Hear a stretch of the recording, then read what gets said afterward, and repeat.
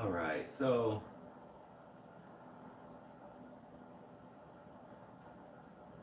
let's see here. We're on part two. Okay, so thank you all for joining me, and we're gonna just continue on what we are talking about. In part one, what we discussed is where I've been, what's the status of my healing, and I started getting into not only the contest that we have running right now, which is you all go to JaimeAstin.com/contest. I have a contest where we're going to start giving away some of the swag that I get from one of my sponsors. I have a ton of it, and we're going to be doing some reviews for it. I'm not a shill. If I don't like something, I say I don't like it. If I like it, I say I like it. But I have a lot of stuff that I want to give away. I really appreciate you all sticking with me, subscribing, watching me, shooting me comments, things like that. So I want to pass on as much stuff that I can. Not only do we have Stanley gear, but we're going to be giving away stuff from my personal collection, like this.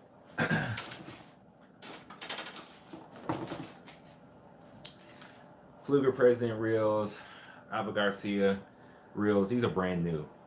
Brand new. Nothing wrong with them. Never been used. I bought them. I just bought them for a really good deal because people started kind of recognizing me, and because I go there too much, not because they watch me on YouTube. And so when they have deals, they're like, "Hey, I want you to let's make a deal or something." Honest truth, I bought these reels for about $10 or $15 each. This is a $40, $50 reel right here. This President. This one is 60, I think. These two. So, anywho, we were into the gear with that. And I told you that since I haven't been fishing, I've kind of gone crazy. Just to show you all what I'm doing right now, I'm going to take the camera off. This is a lot of tackle gear right here. I have a lot of it in these fold-up wraps, and I have these brand new wraps right here. I'm going to be really segregating a lot of gear out. These are some of my boxes. These are brand new boxes because I have a lot of new fishing gear. There's a whole bag of it somewhere that's just brand new. I have a lot of brand new stuff in here. I mean, I love the chatterbaits and everything. So I'm going through and setting up specific tackle boxes and things like that. I'm going to be putting it all with my other fishing gear. I have a lot of fishing gear. So let's make sure. I think we're centered up. I have a lot of fishing gear that I want to get into working order, and then whatever I have in true excess, I have some little tackle boxes that I want to give away to some people who are just starting out fishing and things like that, so they can have a nice reel rod and some good lures that I think that will catch them fish that'll get them into the hobby the right way. So we got this Corrado DC reel. That was a little treat for Jamie Banks. A lot of people, you all watch me from the Heritage Boat videos. You all got your Heritage Boat. Tracker has your new classic boat. And some people who just have a boat, period.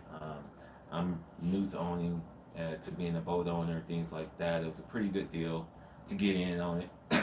It's not this super fiberglass boat or anything else. It's just a boat I want. I'm a simple guy. Personally, I like jumbo boats. Even more, I would love to take a jumbo boat and build it into a special little bass boat because, man, it's DIY, it's hands-on, it's what you did. So, you all saw my Heritage boat. I had the Garmin Echo Mount Chirp on there, 7-inch screen. I put it on my console, and then I put the striker on the bow of my boat. And since my back was really bad, I had it on the extending pole to where I don't have to bend down and look at my 4-inch screen that was on the bow of my boat. A lot of people wouldn't even dare put a 4-inch screen on the bow of their boat. They're putting these giant 12-inch screens on their boats. But I did that because I had it on that pole. And it worked for me as much as I got to fish in 2018. Bass Pro has done it again. they've had this classic sale. In fact, Simple and Bass Resources, if you saw me, I posted their ad a week or so before it was live, um, because I've been browsing their website trying to find information, because this time last year I got a really good deal on all the gear that I got for the boat. So I wanted to make sure I could get in on that again. And they did not disappoint. They just hurt my pocket. They hurt my wallet. My wife don't even know all this stuff. What did we get?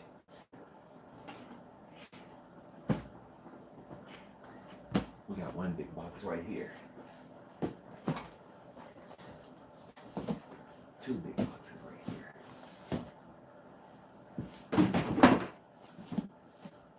Three big boxes right here. What are they?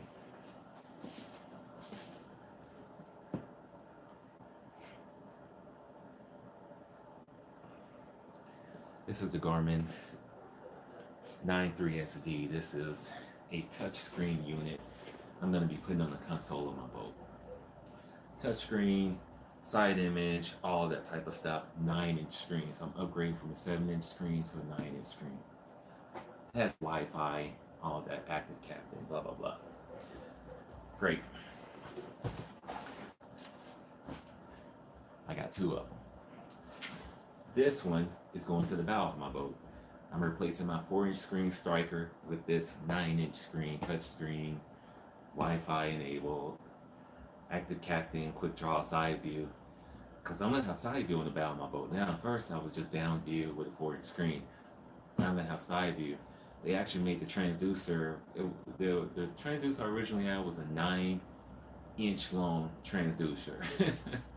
This one is like 5 or 6 inches. Garmin did good on that. Why did I do this? As a simple man, my goal was not to upgrade my console. I thought I would never upgrade the console. And number two, I didn't really think I would upgrade the bow. But I started looking at some hummingbirds and things like that, and I started thinking maybe I'll put a helix on my bow and have mega imaging. And I thought I would just do a 7-inch screen. I was doing a lot of research on those hummingbirds, and they're just expensive for the features. It's real hard to beat Garmin and hard to beat Lowrance. I actually bought a Lowrance 7 Ti, and I bought a Lowrance 7 Ti, and I bought one of these. And I ended up taking that Lowrance back and getting one of these, a second one. Why? What is one of the coolest pieces of technology out there in the fishing world right now? Think about it. What is the coolest piece of technology that you can have on your boat right now? Yeah, you know what it is. I'm a fool. I'm crazy. I got the Panoptix Live Scope. It's still hurting me right now. I got the Panoptix Live Scope. How I did that, I was talking to my wife. I told her that, hey, I think I'm gonna buy a new fish finder on the bow of my boat, but it's only gonna be about $200. I'm gonna sell the other one I have, blah blah blah. Yeah, go right ahead. I started looking through the books, looking through the magazines, looking at YouTube, and it's like, what is this Live Scope? I've seen the All Seeing Sonar last year. I remember seeing it. It was like, it's cool. But this is it still like feels like borderline cheating to me. But here's the deal: no matter what, I always tell people, the fish you see aren't always the fish you're gonna catch anyhow. Fish are still fish. You still have to have some type of skill, no matter how smart or dumb they could be. But it still feels like a little bit of cheating. That's one side. The other side says it's a doggone piece of cool technology. And I was gonna be using it with a 7-inch screen, and then I just said I'm going for broke. These are the deals right now. Instead of those Garmin units being $1,000, they're on sale right now for $600. And Bass Pro, they just ended their deal today where you got triple points, triple rewards, all that type of stuff. So if you get all this, you've got all these bonus bucks and everything. So that's why I attacked the deal as hard as I did. so I can try to make this as best as I could. I've been selling some of my stuff. I sold my other fish finder and all that type of stuff. So I'm still trying to come up on the up in the black on this. But I guess we'll do an unboxing. We'll do the Panoptic second. This will just be a mini unboxing. I'm gonna do a real video for this. Because a lot of people like my other videos, and I did the fish finders and stuff. So number one, cool with the Echo Map series. Starting with the Echo Map series with Garmin, you get the cover for it. Here's this 9-inch screen. 9 inches. It's a little flatter than the last year's model and things like that. Let me tell you, I've been on the phone with Garmin a few times over the past few weeks because I don't like the naming of their unit. You have Striker, then you have Echo Map, then you have GPS Maps. I told them, I said, it's real stupid actually, Echo Map and GPS Map. You're naming a feature that they all have. So it's not really about the naming of it. They both have GPS. They both are using, they're using sonar, but I mean, if it was in the air, it'd be echo. I mean, it's kind of silly, the naming. I read they just have like an XYZ or something like that to distinguish it, because what you're really distinguishing is not the feature, you're distinguishing the processing power. Because to me, especially when I show you the Panoptics, it's not going to make a lot of sense. And you're going to say, just what I thought. Really, honestly, these companies could be giving us these features with a software update. But that's the name of the game. Why give you something free when I can get another sale out of it? So yeah, I'm the fool. Everyone plays a fool. So inside here, what you get is you get this bracket. Got a power cable. And check out this transducer.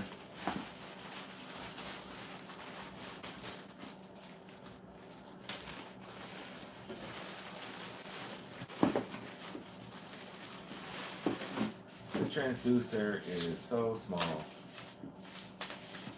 in comparison to the other one that I have with side view. It's even smaller than a Lowrance one with side view. The 7 Ti that Lowrance had with side view was it was longer than this. This thing, that would take me to something similar, right?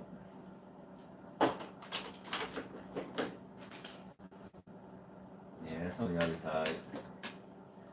My hand is like 8-9 inches, so 3 inches out. This is like 6 inches, looks like about 6 inches.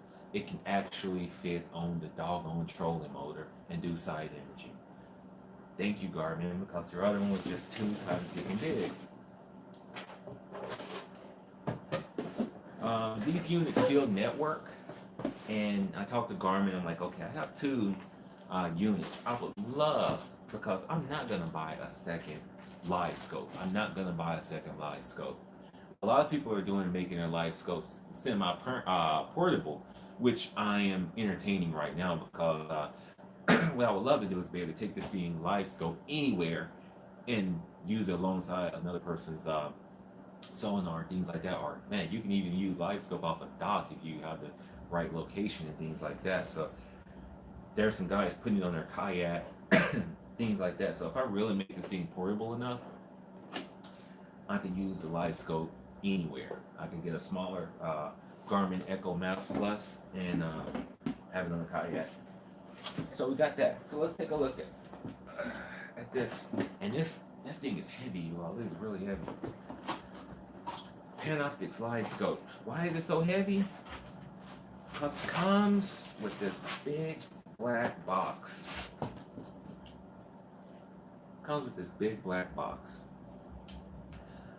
You have your transducer, you have your networking port, and they do this only to get you in trouble. They could be using Cat5 crossover cable, because that's what they are. They're Cat5 crossover cables. All the Garmin units use these crossover network cables. But on one end, they'll have a regular RJ45, and then on the other end, they do a stupid pin. I'm gonna try to hack this, people. You all just give me a second. I have a switch. I'm going to see if I can't make a hub that I can network mine to Garmin units without having to buy their $250 networking hub. Wish me luck. Might end up having to buy it, but I don't want to. For a little small period in time, and I wish I would have jumped in on it. Since this thing is a new hot commodity, they were selling the PS 21 or 22 on eBay for only $400, $399, and that's for the regular all-seeing sonar. Now it's back to up to $800, $900 because it's still a good tool. Okay, so we pull this off again. This is what the all-seeing sonar looks like.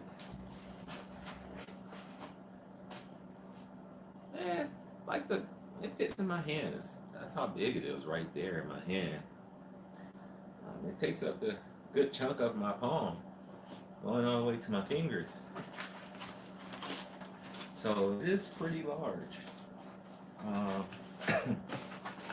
What is this? We have the mounting bracket for the trolling motor shaft, and we have the bracket for the trolling motor itself. So it comes with that equipment, and I think it even comes with the transom mount. Let's see. Yeah. So if you want to just put it on your transom, you can. It comes with a mount for your transom. That's cool. That you're paying all this. It'd be a shame that you have to go through and then buy more accessories. That's where some companies just miss the mark with me. It's like, because that's really where the money is for a lot of these companies, is the accessories are the name of the game. We sell you something and you're gonna buy your phone and then go buy a $50 phone case. $60 phone case, and that thing only costs 10 cents to make it or something. I have to put this bracket back in here so I won't get lost. So yeah, Jamie Banks is gonna be you all's guinea pig. And especially for some of you all, if you want to fish with me, we can go and really test this thing out. Go try some new places out. And really find where some of the hot spots are. Like, it's one thing to use the best. I started off, and I still have it on my kayaks, and I still will be using it. Here's that Hook 3 unit that came on my Heritage boat. I hate that fish finder so much. I think it's just garbage. I really, really hate it. And I have it somewhere around here because I just soldered on some connections so I can use it on my kayak. I'm gonna put it on another one of my kayaks. But on my favorite kayak, I'm still using my black and white Garmin Echo mount. I'm still using this thing. Here it is, right here.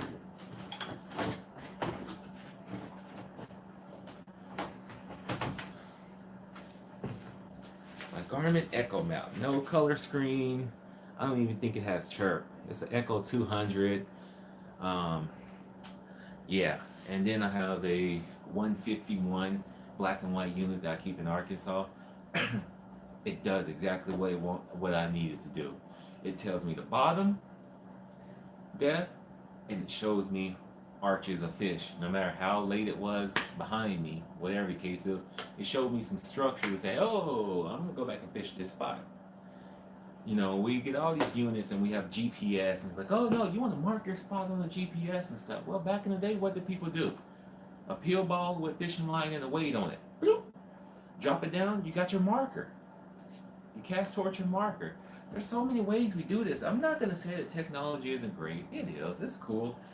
But sometimes it takes the fun out of fishing, because let me tell you all something. I spent a lot of time futzing around with this crap right here. It looks good. And you're like, oh yeah, that'll make me a better fisherman. And then you go and meet these little guys in the country that's in the john boat and the cane pole whooping your tail. Because they know what's up. They've been fishing for a long time. Fishing is a lot of skill. I'm gonna tell you who won this. Garmin. They're winning right now. You know, they won me. You saw those bag of lures I showed you. They got me. Lures, fishing equipment catch us more than they catch fish. That's just a fact. We see it and we're ooh ah, boom, money out the pocket. Throw it in the water. You'd be surprised how many fish see your lure presentation and don't want it. Don't want it at all. It's the name of the game. We are the suckers. So you have to do your best. If you get this crap to master it, you gotta go fishing a lot. You gotta use that boat as much as you can. So I'm gonna show you all something else. One of my issues I'm about to get with I'm about to read some comments, but one thing about that heritage boat that kind of pisses me off. A lot of people talk crap about it, and I guess I can see why. Here it is, Jamie Banks, simple guy. To me, you just use a tool. I grew up with very limited tools. Let me tell you all, I look around, I see a lot of stuff. I ain't have that stuff growing up or anything like that. I appreciate this, you know what I mean? But sometimes you look in the toolbox and you just have a screwdriver and a pair of pliers. You gotta make that work. One, I'm about to turn to your hammer in a time or two. You know, and now we get to have a lot of tools. Nothing beats the right tool for the right job. Nothing. I can show you all something right here. Some of you all might know what it is. Anyone know what this tool is right here? Flex head on it. Pin so you can swivel it around. You've ever had to change a faucet under a sink? It's a pain. It's a tight spot. Unless you have one of these. Don't even know it exists. You don't even know to ask for something like that. You just go in using the plain old tools you have, and you beat your hands up, and you beat everything up until you see this one day. This is why I walk around hardware stores and fishing stores and everywhere else and just look. I don't know what I want. I'm looking and I'm thinking about past projects and future projects, and it's like, oh, you mean this thing would have saved the job? And then you try it. Man, you get that faucet on there replaced in 15 minutes or less. So, one of my issues with the Heritage boat, and a lot of people complain about it on their boats, is that Minn Kota Edge trolling motor. To me, there's a lot of people that use it, and they don't complain, and they get the job done. But I'm in California, and let me tell you all, this is some of the best time to fish right now. When this rain goes away, when you go outside on that water, it's going to be flat. And no one's out there yet because it's still kind of cold. When the summer comes in California, the warmer it gets, the more all these big bodies of water become a wind channel, a wind tunnel. And it just gets super windy through there. You're getting blown everywhere. It's cold in the summertime here in some bodies of water because you're close to the bay and you got all this wind coming through. It's not fun to fish. It's not fun for me to fish it. You know, I've mastered it for the most part with the kayak. Learning how to master it on the boat has been a challenge. So what happens is I'm on my trolling motor and I'm on 1 because it only has 5 speeds. I'm on 1 and then the wind blows me and I gotta quickly crank it up to 5 because all the other speeds aren't enough to make me actually be able to fish. So here I am. I can't fish because I'm futzing around with the trolling motor in the wind and it's pissing me off. It's like, man, if I was in my kayak or fishing from the shore, I wouldn't have this to worry about. Every single vessel comes with its pros and its challenges. You know, I grew up fishing on the bank. I love fishing out of the kayak the very most out of anything. I love the kayak the most. And I love the float tube a lot because with the float tube, no matter what the wind is, I can tread water and circle around, fight a fish, and, you know, move around and stuff like that. You get all the exercises with the float tube on. You get the kayak upper body. It's excellent. With the boat, you just gotta drag this boat around. Gotta pay for gas. You gotta do all this crap. Boat is nice. I'm not in love with fishing out of the boat. I'm really not. So I think this is where what's happening with me is I'm getting caught up on gadget, you know, world and everything like that. Yeah. So I said, dang, looking through the magazines, what's out there that'll help you fight that wind in a boat? There's this technology, and I saw it last year. I didn't post a video of it, Last April, I fished in a tournament. The Bass Pro Shops open in Folsom, California. It was April of last year. I want to do it again this year. I didn't have a partner. My wife couldn't fish with me, and it was just real late in the game for me to find somebody. I did not have a partner, so I wanted to just go ahead and get my feet wet in this tournament. I'll just do it alone. And while I was there was this kid who wanted to fish in the tournament. He didn't have a boat, nothing like that. And his mom was like, "He's a really good fisherman." Blah blah blah. I'm like, "I don't mind. Put him on the boat." Me and him, we didn't win, of course, but we did pretty good. We caught a lot of fish. Caught a lot of small fish, but we caught a lot of fish, whereas a lot of people weren't catching any. We put fish in the boat. We found a spot. I didn't even get a chance to really pre-fish the day before. I got in my boat. I used my Echo map. I found spots I thought would be good, and I drove over everything I could and say, mark this, my waypoints, all of that type of stuff. This is where I'm going. Now here's the deal in the tournament, in the open like that. Here I am in a heritage boat, 40 horsepower, semi-flat bottom, John boatish type of thing. And you got all these other people. There was somebody in a pontoon boat. There was somebody in a John boat. That was cool. But then you got a lot of these other guys, because it's an open. So here come the pros or the semi-pros or whatever you're gonna call them, and everybody else in big fiberglass boats, 115, 250 horse. Um, uh, Horsepower and everything like that. So you get your number that they're gonna say, group 1 through whatever, you can go. Group number whatever, you gotta go, and you come back in at a certain time. I'm only at 40 horses, so within my group, if you have a spot that you found and you got a slow motor, you might not get that spot if someone else deemed that spot theirs, because it's gonna be whoever get to it first. And with me with 40 horses, not gonna get there. But see, a lot of times those people, they count us out, which is kind of cool. They think they got all their little spots. Let them go as far as they want to go. Let them get their spots. And even if they beat me to one, that's why I had a few of them marked. Um, but yeah, that's where more horsepower, more boat is beneficial. It really is. I think if you're really in a tournament game, you're gonna want a doggone boat that can keep up with everyone else. You're gonna want the same tools that can keep up with everyone else. I had decent electronics on my boat actually. I wasn't running around with the hook or anything like that. So I was okay electronic wise, but as far as engine and things like that, I wasn't.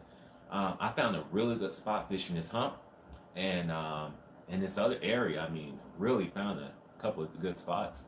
And but some of the guys who were doing really good, you know where they were? Because it was a cold morning.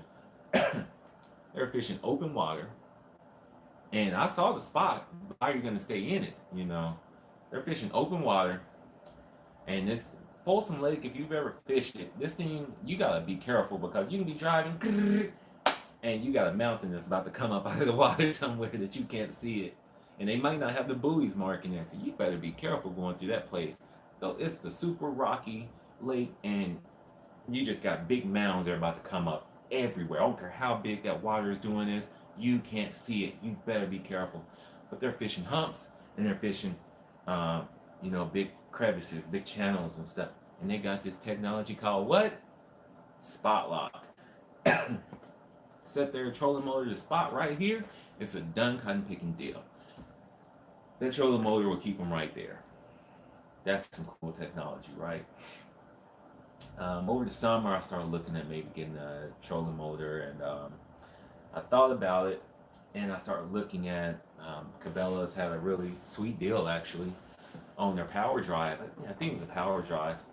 Came with the wireless remote, foot controller, all this type of stuff, or I don't know, maybe $600. It was so good, I knew it was a price mistake.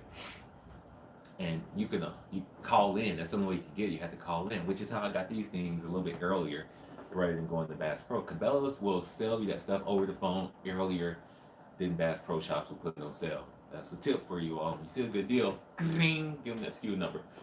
For me, lucky Bass Pro Shops, I'm renting now. Bass Pro Shops, they ship everything from Missouri. It kind of pisses me off. So if I order something, it's gonna probably be here next week, even if it's got 2 day shipping. Cabela's, they ship from Reno, so everything comes from Cabela's always better. So if I can order from Cabela's, I will. All right. So you got this feature called Spot Lock. I'm looking at it, things like that. But there's something that I really like about the Edge trolling motor, and that is cable steer. Cable steer is direct. When you press it, you're about to be drifted up into the rocks. I slam my foot down in whatever direction I need to. That motor's at, it goes in that one direction. If I have my foot controller all the way down on a cable steer, I know exactly what direction it's going. And if I have it all the way pressed down up front, I know where it's going. It's so good I don't look at it. My foot knows where I'm gonna go. So I can fish. I got my little butt seat, and my ankle is just controlling where that motor goes. With power drive and all these other electronic steer units, you're gonna have to tap and kind of look, or you're gonna be using this remote or doing all this type of stuff. If you don't have it already predefined, and that's not the type of fisherman I am personally. I don't just fish, little codes come in, come back out and stuff like that. I kind of like to hover. So that's why spot lock looks good to me. But at the same time, I like to kind of do that stuff. And maybe I'm a control freak or something. I like that doggone, excuse me, I like that cable steer. So, so start researching. It's like, okay, well, as nice as the power drive is with the GPS spot lock, you can't get it for $500 with GPS spot lock, but you can buy it for like $500, especially right now. Bass Pro Shops out to sell Cabela's power drive 12 volt, I think 55-pound thrust or something like that.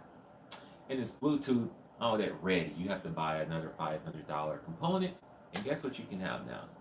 GPS spot lock and all of that. And you have wireless control, and you have a foot pedal that's lightweight, and you got tap to kind of figure out where you're going. To me, I never used it. That's just what I'm thinking. There are some people who really like it. I'm just partial right now to cable steer. to cable steer. So if I want a cable steer, you know which unit I'm going to have to do. It is called the Ultrex. The Ultrex is a mix between Altera and the Fortrix. So you get all the electronic components of the Altera. You get the auto stow and all that type of crap. It can automatically stow and deploy. You got your remote, all this type of stuff. But you also have cable steer. You can go through and jam that thing and make it go where you want to go. Ultrex. That thing is about $28,000. I mean, not $2,800. You say, well, Jamie, if you really want that, you could have kept your electronics that you had that were decent and not bought this and got that. And you know what? You're right. This was a game of what technology is cooler. What technology is cooler? It would have been nice because right now fishing Berryessa and things like that, getting blown around. I find a spot, the fish are, I see them, the cover is right there, and if you could probably just drop shot them or something like that. Crappie fishing, you want to fish that spot where they are, that little thing in the middle of the water, GPS spot lock, good to go. But no, I don't have that type of money, and I wanted it, but I also wanted this stuff. But I'm still afraid of electric steer and everything. So what do? Do you upgrade from the Edge and go electric steer thing, or what? Well, I found a compromise. I found a compromise.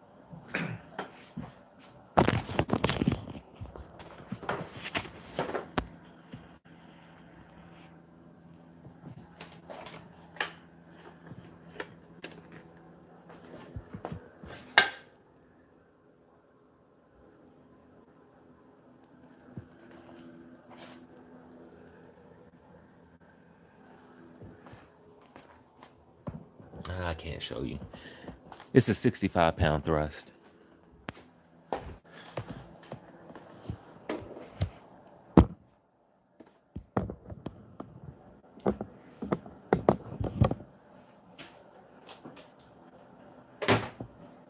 Yes, I'm going to upgrade my Edge to a Maxim.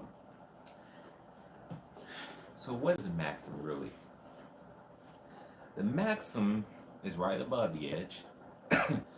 Cool thing that it has on it, which I'm liking with this new unit, because what my plan is to start off, I'm putting my live scope on my trolling motor. People, you all saw the box. This thing is $1,500. I don't need it breaking. I don't want to jam up against a rock. I talked to Garmin Monday, I think it was. Tuesday, I don't know. I talked to Garmin and he was like, "Yeah, I just got off the phone with the guy because he has a. Let me tell you why. He has a power drive or Altera or whatever those units are, and they kept lowering their Panoptic slide scope up and down, and they eventually tore the cable. And he was calling in to see what they could do about support. And there's nothing you can do. You tear that cable. Me personally, guess what I've done? I have cut a transducer cable and soldered it back together. Yes, I have, and it works. But that was just one with plain old sonar. It didn't have side view. It didn't have down view. It didn't have live scope or live imaging. And I don't want to cut that and test and see if I can solder and get something. A wire is a wire. I get it. But at the same time, I don't want to do that. When you're using these auto stow or manual to stow, these electric steer mowers, there is an issue when it comes to fish finders. And that issue is the way the units work. I guess this might be a good little thing. This is your fish finder. This is your motor down here. We'll let this be the motor. And when it's on your boat, this will be the boat right here. When it's on the boat, what happens is you let it down and it does this. Pops up and it drops down. So there's a tube that your wire has to, this thing has pretty much control from top to bottom. You cannot put your trolling motor wire alongside that doggone trolling motor. You can't do it because this thing has to go through a tube going up and down, and it can really, a lot of times they can do 360. Since it's electric steer, they don't have to stop. A cable steer says, I can only go that way, I can only go that way. It has limitations. So it'll never ever spin your trolling motor wire up. That's why you just put a loop in it when you're rigging it up and you're good. With electric steer, yeah, you can do that, except with the Ultrex. The Ultrex is a mix between, again, cable steer and electronic components. It really is. If you got the money, that's the one you want to doggone get. Only thing people complain about with that is with all the electronic ones. That's the motor that's going to be making. So if you're doing spot lock, guess what it's doing the whole time? It's always working. Always making noise. So if you don't like that noise, that's another reason to leave electric steer alone. So with this one, it deploys like the Edge does. I can wire my transducers the exact same way I'm doing right now. I even like that it has a skeg in front, whereas the old the old Maxims had a skeg in the back. So with that skeg in the front, some people might think it might create a little interference, but what it does for me is it keeps my transducer from hitting bottom, because that's going to hit bottom if I got blown into an area first. So it's going to protect my unit.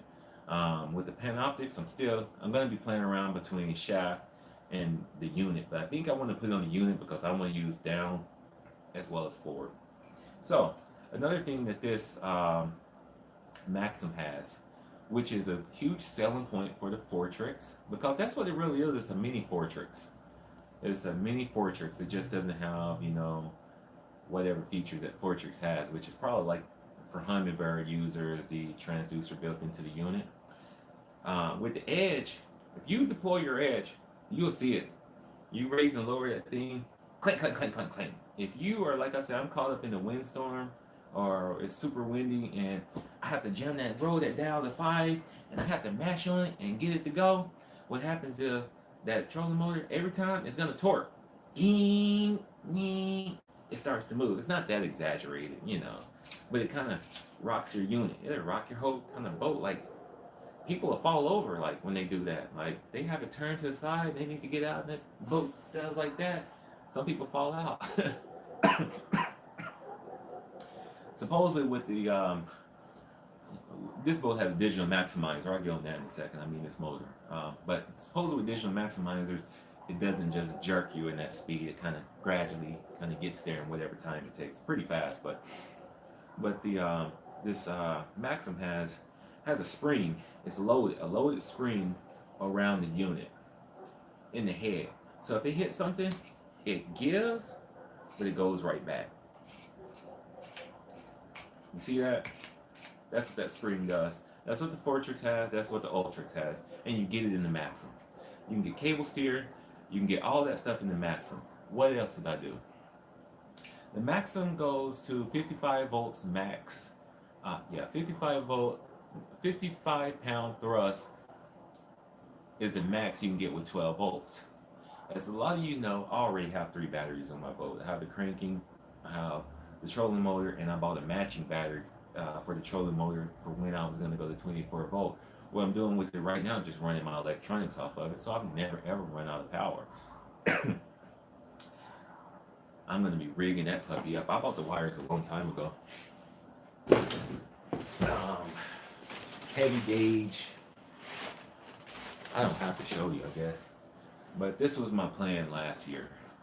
I bought the gauge so I can use them at the whatever gauge wires, so I can use them as jumpers between new batteries, so I can run them in 24 volt and not just double capacity 12 volt. So that's what I was gonna do, that double capacity at one point, and but now this thing is a 24 volt, 65 pound thrust, 65 pound thrust. There's a guy on Craigslist in Alameda, California, selling at 80 pound thrust for $325. I'm pretty sure you could probably talk them down to 280. The only thing with that one, because I was really considering it, is that he took it off of his 2013 Nitro boat, and he might be a super heavy fisherman, and that thing might be used like crazy in the delta and stuff. I'm sure it's pretty good. You see a lot of trolling motors rarely break, honestly.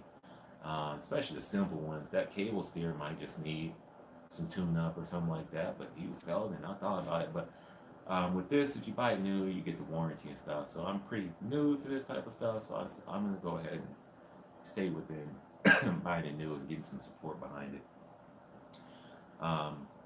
So yeah, so I have the trolling motor. I have these fish finders for the Heritage boat.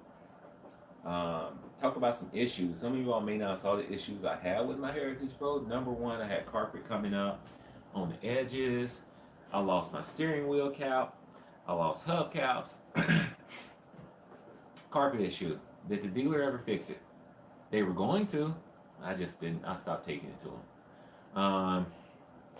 Not because they were going to be slow or anything like that. Just because in the day they were just going to glue it. They weren't going to take all my carpet up and like redo it.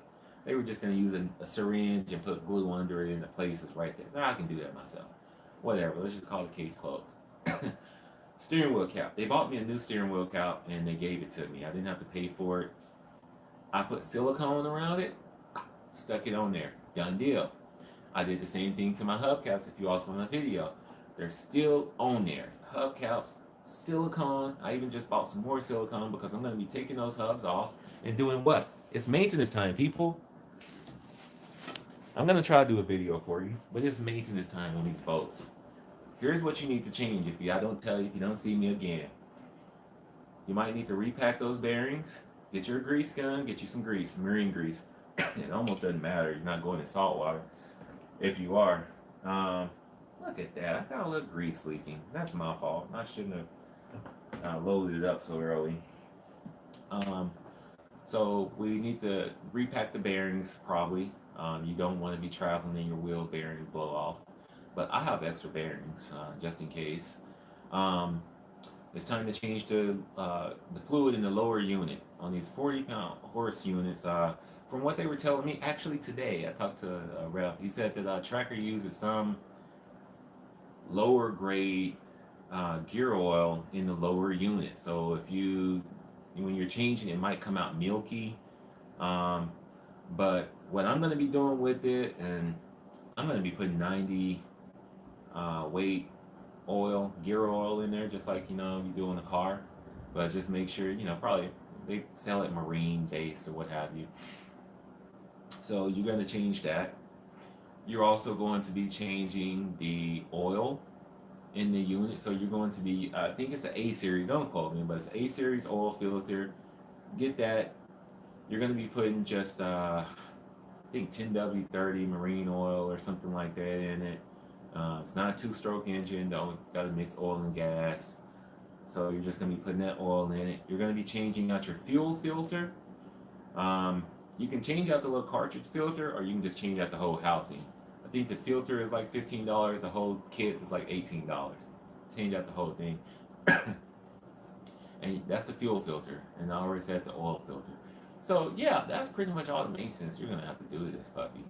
You get all that stuff done, you're still within warranty specs because you got it within 100 hours or 1 year. I mean, if you haven't been keeping out, we don't have a timer. Some people are smart with their heritage. They put a time counter on their engine, things like that. Some people might even be writing down in the book. I'm not doing any of that. I kind of have an idea in my mind, but just get to know your engine and do the work your doggone self, and it's all easy. It's easier than a car. You don't have to jack it up or do anything like that.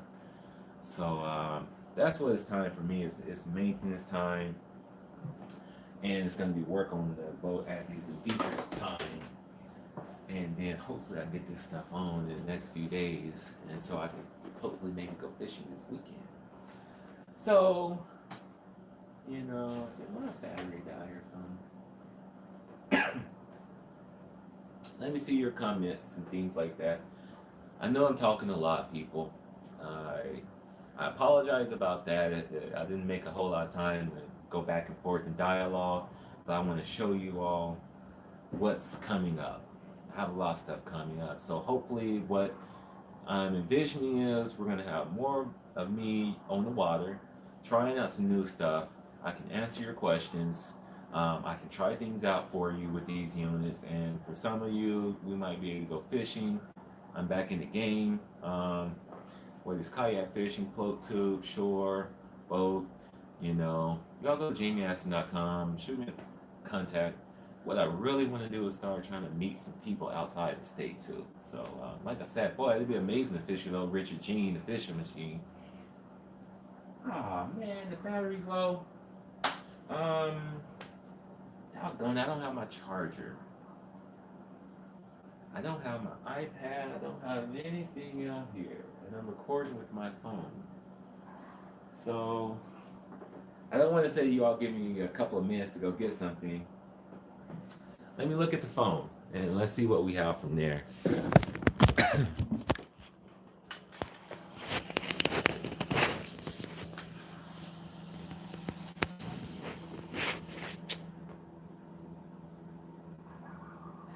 Okay, so how do I feel about that casting deck? Yeah. Of course, man. You're I'm looking forward to fishing with you in back of you. Yeah. See, a lot of you all actually contact me. You hit me up on Instagram. It's on my phone. I have my phone. I usually respond back, and there it is. So my man just got a classic boat, and we're actually going to be going over it and hopefully getting some fishing in too. So yes, sir, Mr. Cigar. Um, yep. I know who you are, man. Free diver. Yep. The casting deck is it's only small if you're trying to share it with somebody else. Um, you know, if you're trying to share it with two people, it can work, of course, but I have a lot of junk with me on the boat, so sometimes it's hard for me to share.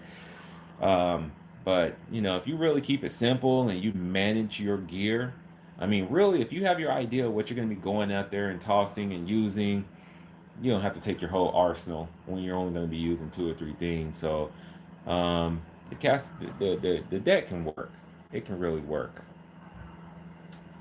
What size are the wheel bearings? They're 2 inch, 2 inch, and yeah, I went ahead and bought some covers for the wheel bearings, and I just bought new bearings just because I got them for a decent deal. So I figured, if anything happened or if I see one starting to really leak, I can replace that thing without having to go and source a new part. Um, yeah, the carpet just it didn't order not preserved.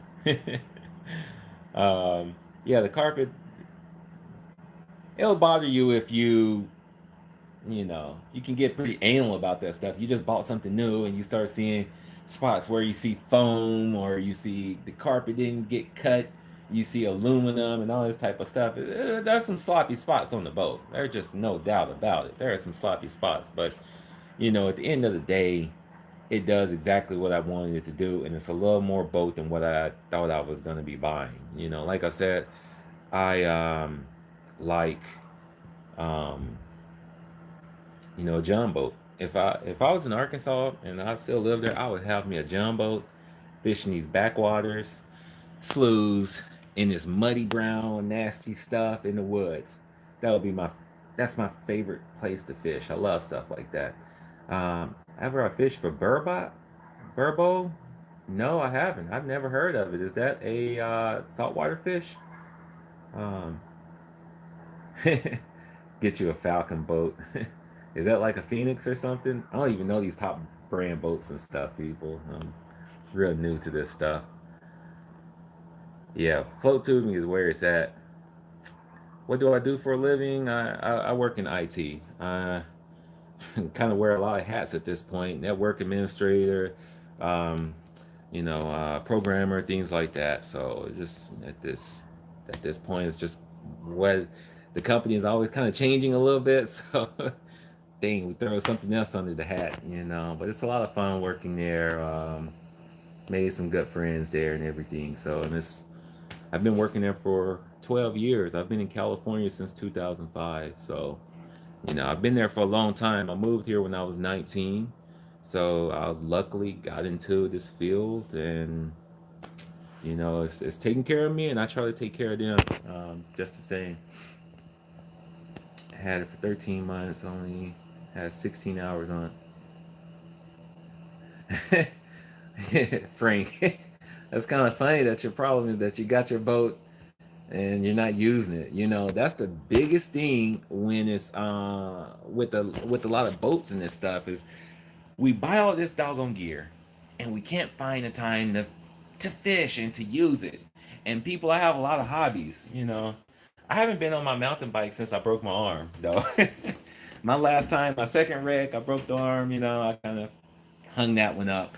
But you have to get out there and use it. You just gotta start making that time. And that's what I'm gonna be doing. Thankfully, my wife is real understanding. I don't have any kids. I just have a little dog, and she loves to go fishing with me. So before I moved out to Fairfield, what I was doing was I was going fishing like almost every day after work. I kept my kayak on top of my FJ, and I kept my gear in there. And I leave the office, I'm gone. I've even done it a few times. Y'all haven't seen the video. If you all follow me on Instagram, I post pictures every now and then. If I go fishing, I might throw a fish or something up there. But I've been going back to that Hilltop Mall Lake. This little dirty little lake in Richmond, California, people. This little thing does not look like anything fun at all. But I'm gonna tell you a secret. I hate to really say it, but at the same time, I hate to hoard information from people. That lake has some big fish in there. It has big bass. All I see in there is bass, and they're big. And I'm sure if I work that little body of water long enough, I can probably get me a 10-pound bass out of there. And that's what I really think. There's some other people who fish that. It's really a secret. Everyone sees it. No one touches it. No one goes down there. And I've had my fish finder in there, and on some really, really bright days, the water is really clear. I have seen the hogs. I have caught some decent ones out of there. So I'm sure if I put my time into that thing, it's gonna be awesome. A couple of years ago, what happened is I went out there to bushwhack that place. I had my machete and everything. I'm all clothed up. I went after work. I got into some poison oak out there, and you all, everywhere where I was exposed on my wrists and hands, I was just tore up with poison oak. And so it kind of kicked me out of there for a while. I mean, that was funny. Yeah. Something Sutter, man. Good to see you, man. I haven't seen you in a minute. I know, but man, thanks for still, you know, thinking about watching me and stuff. I will be doing some more cook and catch. If you all didn't see in the previous video, I have a lot of gear from Stanley. I'm gonna be giving a lot of stuff away, a lot of camping stuff like this. Here, this is gonna be a perfect item for the cook and catch. So we can catch some bluegill or some catfish or something. You know, we catch it, we clean it at the lake, and we doggone put it on the burner at the lake and done. A cook and catch right there, live action. I'm really gonna be doing that when I go back to Arkansas too. I'm gonna do it on the river and things like that. Thank you all for hanging out. Who's that guy in? Chuck. Yeah, a lot of people subscribe for different reasons. All right, so we got some new ones. Let's see. Uh-oh. My wife was watching me for a little second. Mark, thanks for coming to visit. I'm about to head to work and I'm about a mile from that pond. Yep. That little thing right there, you need to take your rod and reel. I've caught fish from the shore from that place. Just go out there, take a knife or something with you. I've never had any trouble out there, but you never know. But that little place got some big bass in it. Go check it out. Now, see, that's what I want to do, U.S. Army. I haven't stayed overnight fishing, but I will stay past dark. I mean, my wife is cool. I came home one night at 3 a.m. I came home one night, 3 a.m. in the morning. Now, a lot of people might say, what are you doing? You're not fishing or something. I was on doggone Lake Berryessa. And the thing is that I was finished fishing, but I started talking with this guy I made friends with. His name is Lee. And then we're talking with the sheriff department. We're all just out there just talking at this point, hanging out. But here I am, come creeping in at 3 a.m. in the morning, dragging my boat up, and had a good time fishing. So, storage. Here's my issue with the storage on the Heritage. My boat, I let my boat sit on the driveway, and now when I put all this gear on there, no, I'm not leaving all this gear on my boat and nothing like that, because it's just the boat ain't worth more than the gear in a sense. But the storage is an issue for me on the driveway because we've been getting all this rain. Even though I have the cover over it, even though I have the tarp over, even though I have a cover over the motor, I'm still getting water in my hull. And that main storage compartment is not watertight. And I haven't wanted to seal it off just yet, because if water came in it from the top, I want water to be able to get out. But so far, what's happening is my life vest or anything else that are in there start to get wet. Some things start to get a little mildew on it. So what I did was, I have a lot of wood around. I made a wood frame using some treated wood. I put the treated wood in there with slats, and I put just pine wood or what have you on top of that to make a frame that raised it about 2.5 inches. 2x4. I guess that's not even 2 inches really.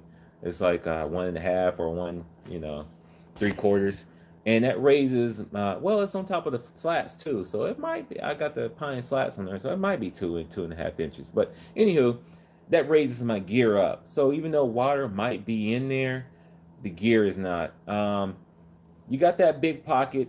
I wish it had a rod storage. I really do, because those tubes they work.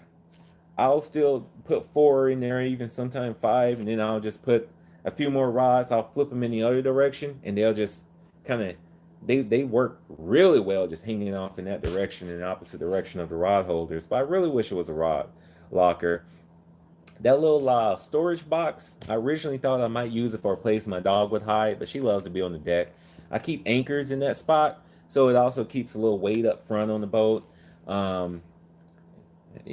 Probably why I'm not getting my max speed. My max speed on that boat, I think I got like 33 to 34 miles an hour, but now I'm only getting like 31 if I really punch it. So it might be because those anchors are up front. But yeah, what I end up doing is, in between the two seats, I'll keep my backpack there, And you all saw where I put my rod holders and things like that.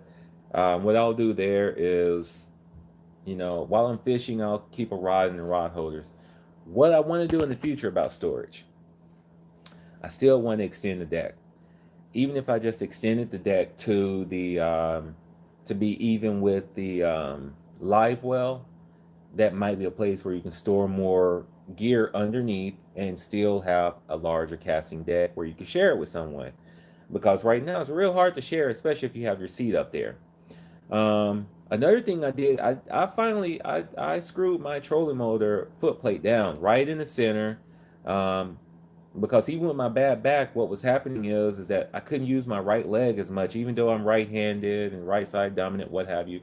I couldn't use that leg so much, so I was using my left leg a lot. And being in the center, it worked just as well. It didn't need to be pushed over to the right or to the left. So me drilling it down saved me space on the deck because that trolling motor switch isn't being slung around or in a different position. It's just static. So that was really, really good. Other than that, really, we have a lot. If you haven't put another battery in the back, if you haven't put another gas can, I carry around, a 3-gallon can with me, and I have another battery. And then right now, I have my battery charger just laying flat on a block of wood. There's a lot of storage back there. So maybe you can put some things that you really aren't using much of back there to get more storage. Um, did you all see those lights I made for it? The headlights and the work lights and things like that? Those are real handy for me fishing at night or even at least getting back. Um, all right. So, Mark, you just ordered a classic last week. Congratulations. Thank you so much, Free Diver, for that push on my Instagram. I used to fish the dock lights at night alone and then go into high school. That's the life right there, Michael. Do you have any bullfrogs in California water system? I think I'm showing my southern side. um, they're frogs. They're frogs. I don't know about bullfrogs. I don't know. I don't know if we have any bullfrogs out here. I know we have them back home too, man. But I don't know if we have them out here. Yeah, we've been getting a lot of rain, but hopefully out here in California that some of our bodies of water have some type of water in there. So I need to get down to Central Cal anyhow because we were thinking about going to, I can't remember the lake's name, but there's also a place out there. I want to go scout it out for either hunting or just some BLM land to shoot on. So I might have to hit you up, U.S. Army.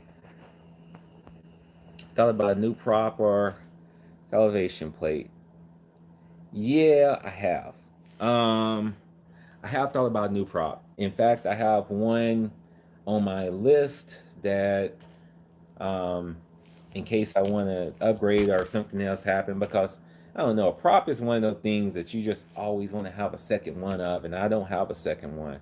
I was fishing with my brother-in-law, and we were in the Sassoon Bay and end up busting his prop. I mean, that's how easy it could happen.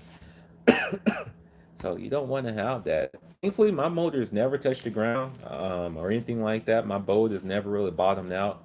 So I've been pretty, good on that. But I know that if I was in the Delta, it's controlled by tide. So there's some people take their big boats out there and get stuck for a while.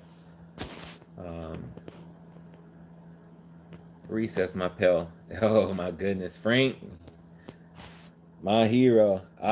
That was what I thought was gonna be my first project on that boat was recessing that pedal. And they told me at my dealer that the pedal has a cross beam going underneath it and blah blah blah. And then I look at the Facebook group and some people post on the Heritage forums where I really saw it. There's no beam there. You all have successfully recessed your pedal. So it's still something on my list. I think that I would like to do that. So I just need to take you all's advice and make sure I get my cuts right and things like that. I guess at the end of the day, it's just plywood, treated plywood. So if we really mess up, we can rip our deck up and put another piece of plywood on there. As long as we're not drilling out to make our boat sink, any type of stuff we do on the boat is really okay. Some parts I don't mind ripping the boat kind of apart and doing things. Yeah, that's one of my fears. There's some place in Arkansas that has alligators and stuff too, so I'm always on the watch out when I'm in my little kayak. That's one thing I do in California that I will not do anywhere else, and that's float tube. I know other people do it. Winky Doodles does in Missouri, but I am not getting the float tube in Arkansas, even in the farm pond. I mean, I've been bit by snapping turtles, and there are big ones out there, and there are other curious creatures and stuff that the gar aren't that like bigger predators or anything, but I don't want anything touching me. I'm so inexperienced right now. I might get in the water. I mean, maybe I'm the only one, but you're in the water fishing, and a fish comes up and touch you, scare the crap out of you. It will just scare you, even though I know what it is. Even if it's my own fish, I have a stringer. Touch me, and it's like I'm ready to jump out of my skin. But sometimes that's when I'm fishing in the complete darkness. I mean, I love float tubing in the dark. I will fish, kayak, or anything else with no light, sitting in the dark water, going by feel, boom. So when I'm fishing, it's hard for me to leave the water. Yep, I took delivery on my boat on March 1st, so it's coming up to 1 year. That's why I want to go ahead and get this service done on it. I hope you think that was good advice on those ratcheting straps too, Army. That's a game changer. Those straps that came with the boat are not good at all. You put those, ratcheting straps, you're good to go. Yeah, I want to fish New Melones. They're doing a tournament down there this weekend. So, shoot, just easy for a water moccasin to get in your float tube. I'm afraid of a water moccasin deciding to get into one of my scupper holes on my little kayak. Or, sometimes when I'm on the river, I'll get out of my kayak and go walk around and do some stuff like that. I check underneath my kayak and inside of and all that stuff to make sure no water moccasin has got in my kayak or anywhere around there. Because, I mean, there are some days, I was out there one time, and there was so many snakes out there. And, even getting close to brush, because I like to get close to brush when I fish. And I don't mind touching trees or anything else, but when I'm back in Arkansas, you got snakes in the doggone trees and everything. So I'm always weird. And one day I got real close to one. Even the last time I was there fishing, I was going through fishing for some crappie, and this was late in the year. I was there. It wasn't November, but it wasn't that late, I guess. But that's where global warming is real because even when I was back during this hunting season, snakes were still out, and usually snakes are starting to go in. I go in before I get there, they got snow on the ground. I get there a week later, and it's like 70 degrees, so I'm hunting all this heat. The deer weren't coming out. It was tough to hunt in all that heat, especially in that full-on gun season. They're gonna stay bedded down. So it was really tough, but it was fun. But yeah. So anywho, I know this thing has gone on long enough. I've bored a lot of you too long. Sorry, rattlesnake swimming on the bank trolling mode. Yeah, that's what a lot of people think of. They're like, "Oh, rattlesnake can't swim." A rattlesnake can swim too, man. Man. Here's the deal. For the most part, a lot of times the snakes don't want anything to do with you all. And then there are other times when those snakes are aggressive. And I have dealt with some aggressive snakes before. They're just coming full speed ahead. I'll tell you all this, and I'm going to have to go ahead and get off. But a few years ago, before I moved to California, I was coming out here, and I went back home to visit. And I was with my brother, and we were fishing in this little park. And it was so many snakes everywhere. It was in the springtime, and I'm not afraid of snakes. Whatever, water moccasins. I was teasing those snakes, throwing rocks at them, doing whatever, throwing my fishing lures at them. They're on the bank, they're on the water, they're just everywhere. When you're counting snakes past 20 in a little small zone, those are just the ones you can see. You got a ton of snakes everywhere. And so I'm sitting there fishing, and I finally run this little tiny snake off. And that little tiny snake, it jumps in the water and it turns around and it just looks at me. It's floating in the water and it's just looking back at me. And I'm talking to my brother. He's standing a little ways back. And I got my little frog and I'm just throwing it at the snake. And the snake is kind of moving, but he's not moving too much more. Now, you know, when you fish the shore, what you're usually doing is you're walking along the shore. I was walking along the shore. I turn around and for whatever reason, thank you God, I looked down before I took that step, and I got this big balled up snake right beside me, looking dead up at me like that, and just coiled up. First time I've ever been paralyzed with fear, and I was shaking. I couldn't talk. I was scared to death. I was probably white. I was just gone. And my brother, he's like, "What's wrong? What's wrong?" Snake, and he's like, "Where is it?" And this snake was so camouflaged in the grass. To me, that little snake was like, you keep on messing with me, that old big dog about to get you. And my brother had to literally come over there, and he like picked me up out of my spot. It's just a wonder that snake did not bite any one of us. And from that moment, I was like shell shocked. I couldn't walk. Everywhere I looked, I thought I saw a snake, and I was just like shaky, and that tore me up. That was the only time I've ever been like paralyzed, fear of a snake, and I think it was just because that thing could have got me right there, and it didn't. So it's like a little bit of respect, like, oh man, that thing could have got me at any point in time it wanted to, and it did. So I don't too much tease snakes anymore. I let them go on their way. If they're really been aggressive, I'll hit them with a stick or do something, make them this. You're not welcome over here, but yeah, I leave wildlife alone. Anywho, I really appreciate you all watching these videos. For anyone else that if you're coming in on these videos a little bit later on, you all, what I want to do is probably come up with maybe every 2 weeks or something, 3 weeks. I'm not sure just yet what I can work around with my schedule. And we just kind of do a live actual chat, go over some stuff, whatever you all want to talk about, whatever I got going on, even getting some help, because a lot of you all have a little more experience than I do, whether it's fishing out here in California or even somewhere else you know how to fish big water, or you already own a boat, all this type of stuff like that. So wherever I can get some help from, I would appreciate that. And you all have a great night. Thank you, thank you, thank you. Sign up for my contest, please, if you don't mind. I'm giving away right now this this Stanley mug. It's great. Unfortunately, they spelled my name wrong on it when they engraved it, but what have you, you'll get this Stanley mug. I'm giving away that on my first contest. I might even give both of them away. We'll see. But I have a lot more gear I want to give away. So I know, Michael, you said I'm costing you money with these videos. It costs me a lot of money too. But I want to pass that stuff back, whatever I can get. We just create a good community. I mean, that's what we do is go to JaimeAstin.com, JaimeAstin.com/contest, and you'll see it. But if we can just share more information, if we can share more gear, I mean, it's almost like I think that people should do with babies. You have a baby for a year and it doesn't fit the clothes for like 2 weeks after you buy it. People need to be giving it to someone else and letting them use it and all that type of stuff, because babies are just, that gear doesn't get dirty or anything. But we got fishing stuff, I mean, somebody wants to get into it.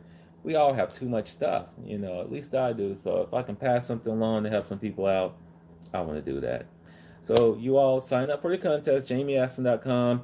If you have not, if you like what I do, especially some of my older videos, I have better content out there than what you all have been getting. I apologize, but check out my older videos, and you got more to come. I'll be uploading my hunting video pretty soon, and probably just some random fishing that I've been doing, and then we're about to get really started back into fishing. So I don't fish the Delta much. Whoever want to fish the Delta, let's get out there and go. I just need to get out there on the water. Berryessa, there is Bullard's Bar. Spotted bass are my favorite bass, and they said San Pablo Reservoir, the record there is only 5.9 pounds. I've caught spotted bass over 6 pounds there, so I should have that lake record. But You know, I want to be fishing in a lot of these other places. Bullard's Bar is on my list. That place is supposed to be super hot. It's around Redding or somewhere else, Chico, California. Um, my home lake right now is Berryessa. I still like San Pablo Reservoir a lot, but my home lake is either Berryessa or the Delta. I'm right off of Highway 12, so I can get to the Delta, I can get to Sassoon, and fish out there. So I'm in a pretty decent little spot to fish. Just gotta go, and that's what we're doing now. So again, I'm gonna go ahead and cut it. You all, thank you so much. If you have any more questions, comments, or anything else, if you find, you don't even have to subscribe to me. I appreciate you all subscribing to me on Instagram or Yahoo, or YouTube, but you don't have to. I'm not gonna limit my contest to just subscribers or anything else like that. You watch me. If you have a question, just for one video and that's it, just contact me. I'll answer back and try to help in any way I can. All right, you all take care.